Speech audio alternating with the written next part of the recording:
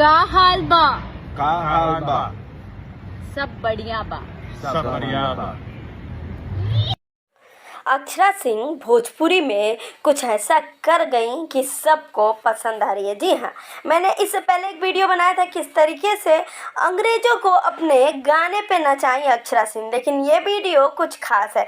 सबसे पहले तो आप लोग देखें कि विदेश में जाकर कितना एंजॉय कर रही हैं अक्षरा सिंह, उसके बाद भी वहाँ के लोगों को अपनी बोली बोलवाना कितनी बड़ी बात है। सबसे पहले वीडियो को लाइक और चैनल को सब्सक्राइब ज़रूर कर दें। जितने भी अक्षरा सिंह के फैंस हैं जो अक्षरा को प्यार करते हैं वो ये बखूबी जानते हैं कि अक्षरा अपने भाषा से कितना प्यार करती है, और सच में ये वीडियो देख के समझ में आ रहा है कि अक्षरा सिंह के लिए उनका प्यार कितना बड़ा है। जी हाँ, मैंने आपको स्टार्टिंग में एक वीडियो दिखाया जिसमें वो अंग्रेजों से भोजपुरी गाने गवा रही है, तो समझ सकते हैं कि ये कितनी बड़ी बात है। वैसे आपको ये वीडियो कैसा लगा और अक्षरा सिंह का ये अवतार आपको कैसा लगा मुझे कमेंट्स में ज़रूर बताइएगा, और मेरे चैनल को सब्सक्राइब और वीडियो को लाइक भी ज़रूर कर दीजिएगा।